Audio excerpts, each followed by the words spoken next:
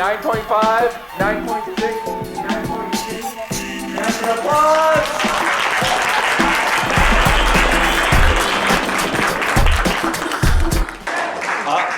On deck we have John, but first, manual applause for Rajiv!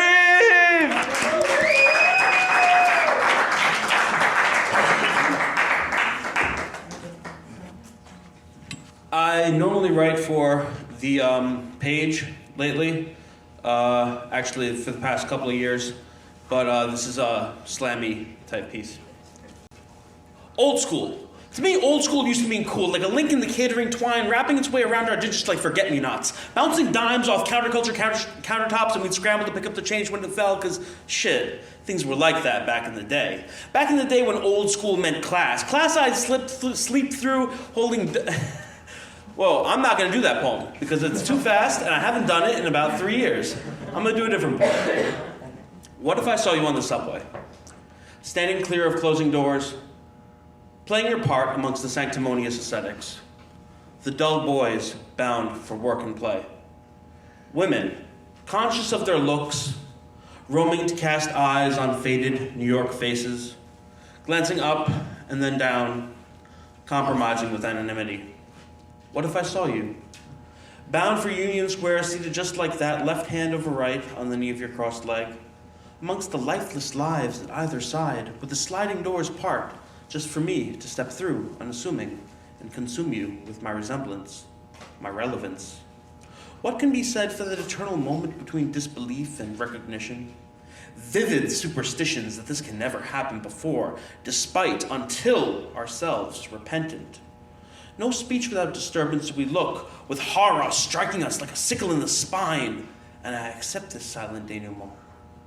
As the subway races, letting passengers on and off like particles of memory, retracing footsteps, and I know that I'm dreaming, inert in this unheard world, feeling for reunion in a dark tunnel with fellow passengers who remain stationary in our passage to resurface.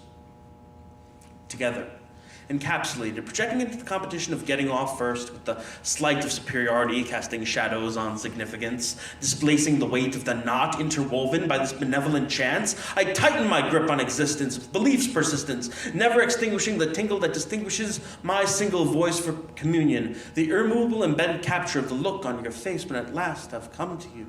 Perpetuating unity, measure for measure, eyes drifting from contact on public transit, taking us to where we need to be, into each other's lives, and at the time a chance to reconcile in your presence, ascending that ladder of fantastic possibility, and recognizing the currents surge through our souls and flow through our heads like crossing rivers exchanging droplets, forcing the unseen tiptoe of destiny to stay out until the doors open again, and then witness the fall of the beam in between us. Because it's just another day for so many. Gathering composure, I nod and you nod. You speak, I don't remember. Your voice stimulates mine to stir from the cushion of my glands that hug it into submission. But right now, just waiting to listen. The real world beckons and I'm late, so in the upheaval with the blissful breeze of birthday candle breaths, I move on with my encounter.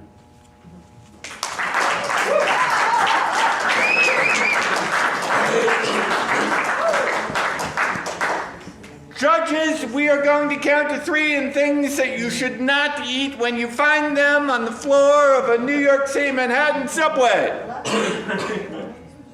A Subway sandwich that is on the floor of a subway in New York City. You should not pick that up and eat. A slice of pepperoni pizza on the floor, upside down, of a New York City subway. You should not eat that. A melted Snickers bar.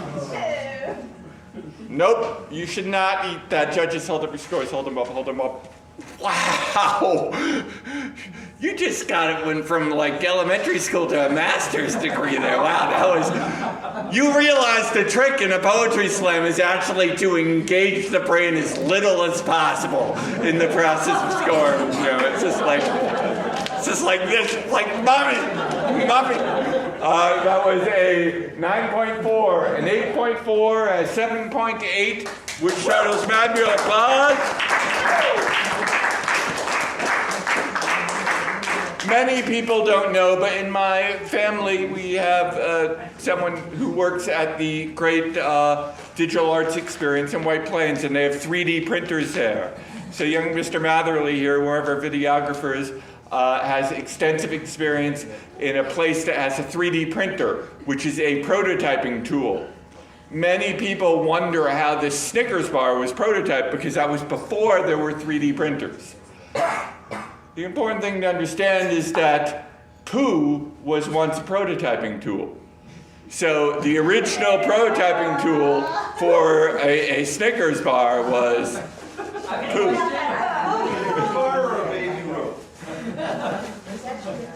Same from the outside. Thanks a lot. Yeah. The library has a 3D printer that's available for public use. Far better than the library having a poo prototyper. You actually have the 3D printer. Yeah, that's. We got rid of that.